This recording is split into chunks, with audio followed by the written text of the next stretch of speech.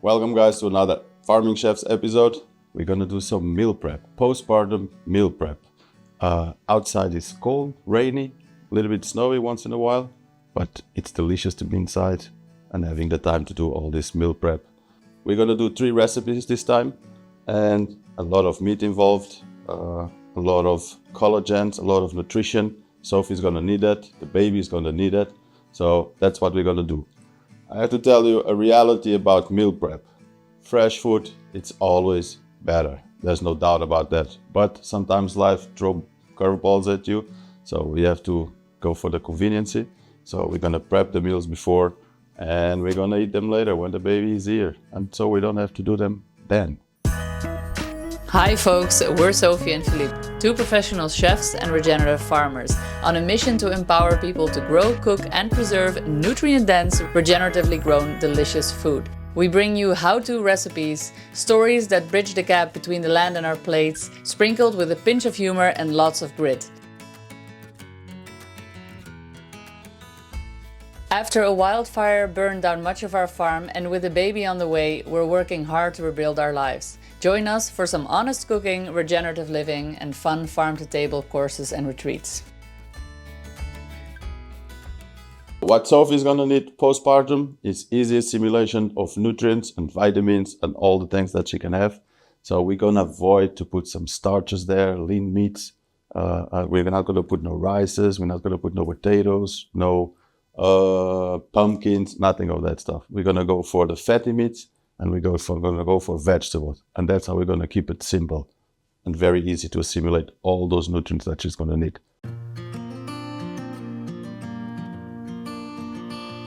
First thing I'm going to do is prepare the base of all 3 dishes, and that is 1.5 kilo or 3.3 pounds of onions, 1 kilo or 2.2 pounds of carrots, 300 grams or 10.6 ounces of celery, 150 grams or 5.3 ounces of garlic, and 150 grams or 5.3 ounces of ginger.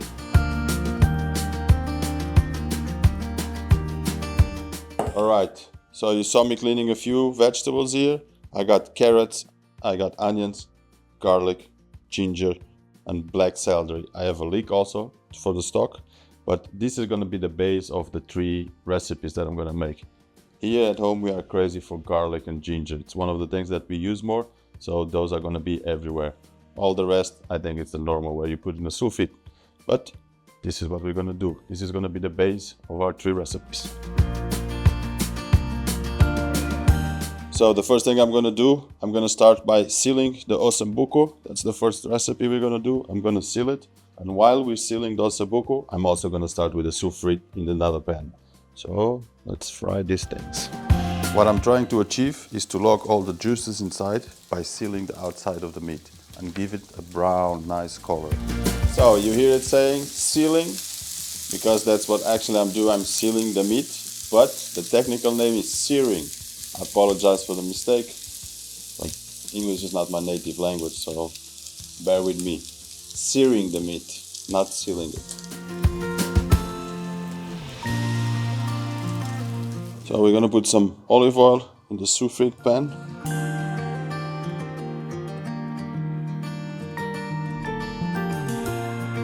Each dish contains 1/3 of the total amount of ingredients you saw me chop before, and that is 1/2 kilo or 1.1 pound of onions, 350 grams or 12 ounces of carrots, 100 grams or 3.5 ounces of celery, 50 grams or 2 ounces of garlic, and 50 grams or 2 ounces of ginger.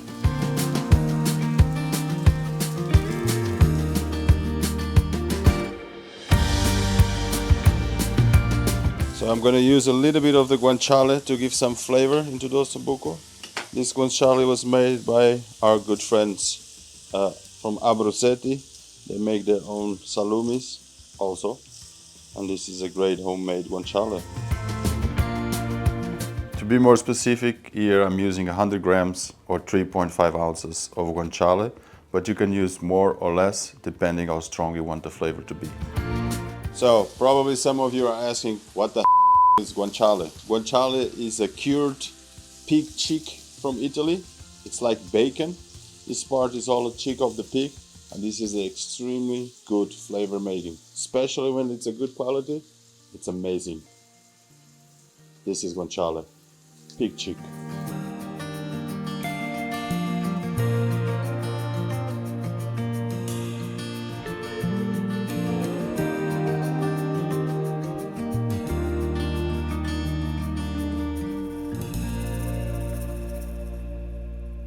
I'm gonna add the guanciale into the sofrit and give it a good stir.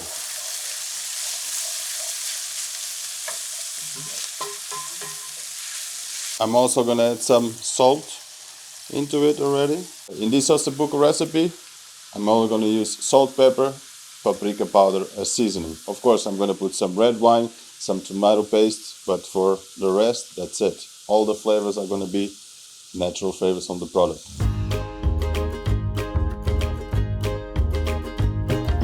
I always use red wine when I'm cooking. Sometimes I add it to the food too.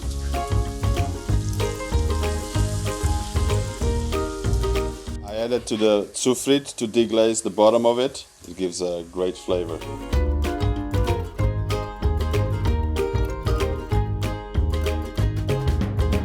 As last, I'm gonna add some tomato passata. That's tomato sauce, or just basically tomato. No sauce inside, it's just tomato itself. And that's before adding the meat. So as last, a little bit of tomato.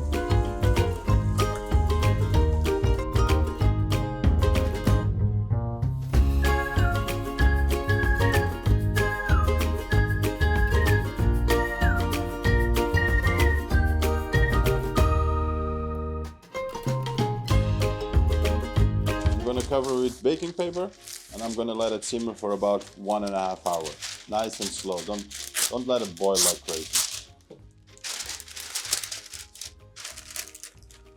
I'm using baking paper and not a lid because I still want the liquid to evaporate a little bit, but not a lot. So if I cover with a lid, nothing evaporates. And if I do with baking paper, there's always something that goes away. And that way reduces the juice too. So back to the Osso Bucco. The meat is almost done. I'm taking the baking paper out because I want the sauce to reduce a little bit so it thickens up and gets more juicy. So next recipe we're gonna do, it's gonna be the lentils. I'm gonna do lentils with pig nose, pig ears, pig trotters, and some spare ribs inside. Sophie's gonna love it. Let's go. I already have a stock made here. And inside this stock, there is onions, garlic, ginger, lemongrass, kaffir lime or lime leaf, some carrots, and some black celery.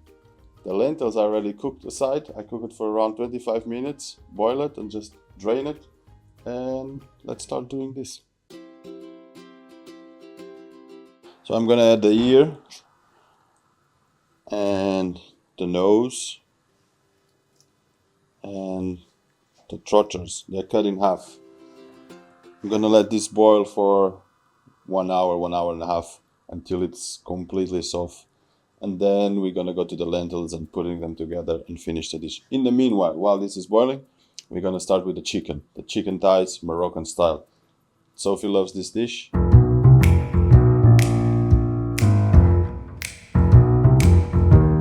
I also like it, so I'm gonna do it. Put it in the fire, wait for it to boil. We're gonna go for the chicken now.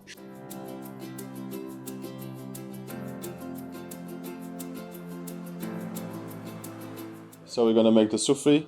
It's gonna take carrots, onions, garlic, ginger, and a beautiful fennel.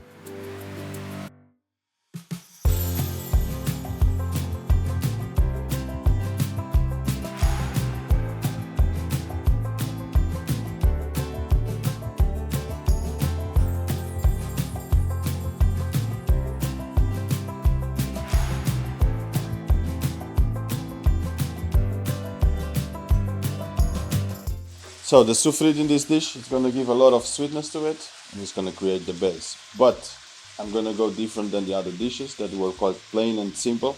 I'm going to go with a lot of seasoning on this one. I'm going to use cumin, curcuma, coriander, saffron, I'm going to use sun-dried tomatoes. I'm going to use olives. I'm going to use dry figs. It's going to be very nice and sweet. It's going to be a full, rich flavor. Delicious.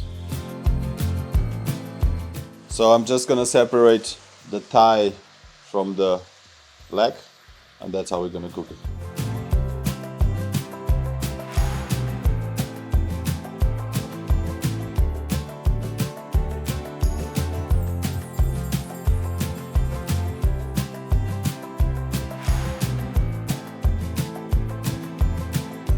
A good handful of garlic,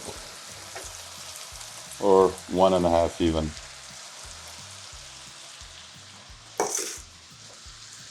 And the same amount of ginger.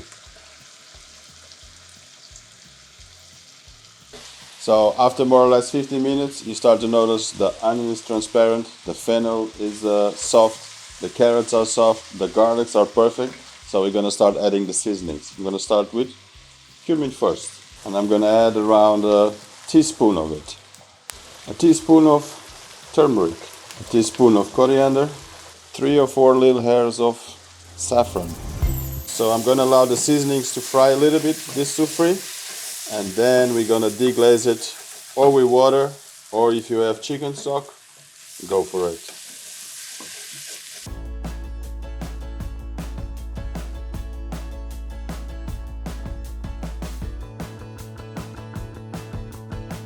I'm going to add the salt now, and after this we're going to introduce the chicken legs.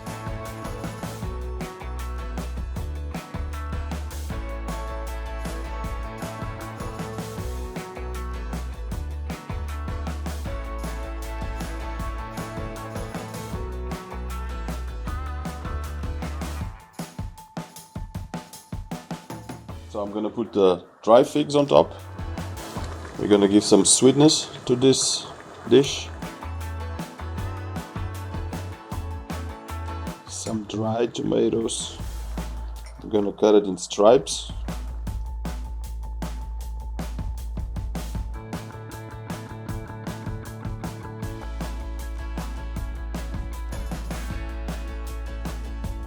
At last, the green olives without pits, this one.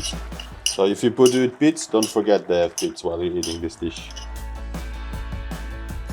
And don't forget about the pepper.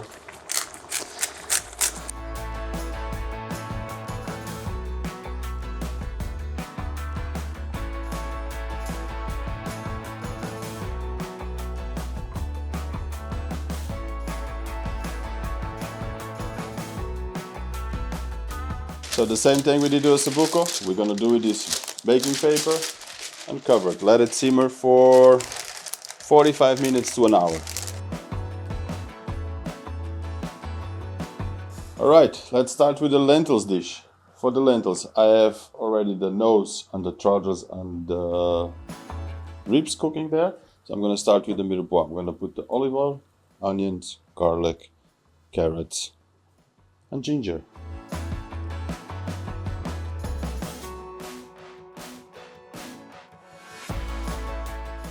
We're also going to use a little bit of guanciale on this one.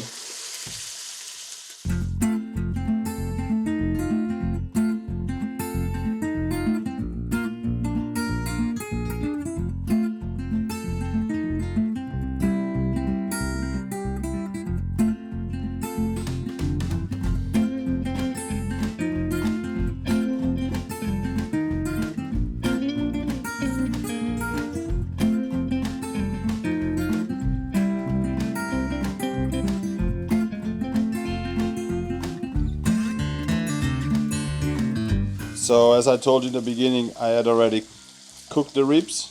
What I'm going to do is cutting in small pieces so that fits better in the pan. So before the deglazing, we're going to add the cumin. That's the only thing that I'm going to use here today. The rest is all natural flavors from the pig itself. Of course, together with salt and pepper. So I'm going to deglaze this one. Release everything from the bottom of the pan, all that flavor that gets stuck there.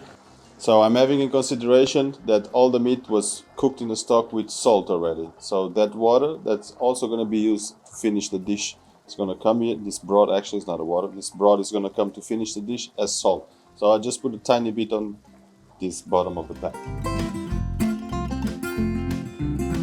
I'm going to add the ribs.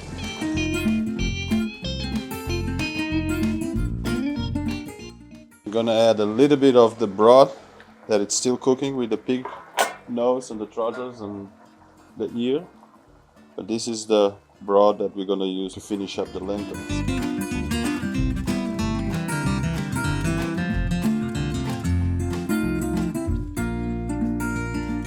So the trotters and the nose and the ear are cooked. We're going to put it into the souffle and into the spare ribs. I'm going to add a little bit of the broth. I'm going to put the lentils that, as I told you, I cooked for 25 minutes, drain the water, and now I'm going to put them inside, put the broth, and basically this dish is done.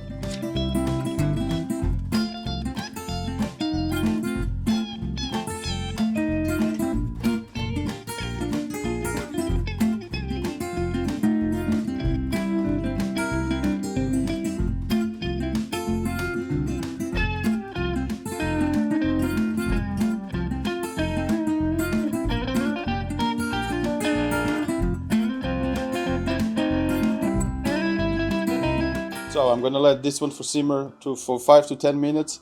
After that, everything goes to cool down. I thought about putting everything in cold water to cool down, but seeing that it's very cold outside, I'm just gonna close the lids. I'm gonna put everything outside. It's about 2 degrees, so it's gonna be fine. So the dishes are cool enough. We're gonna put them in food safe bags, vacuum bags. You see they're different than the rest. What I'm going to do is I'm going to divide first the meat between all the bags, and then I'm going to put the sauce into it.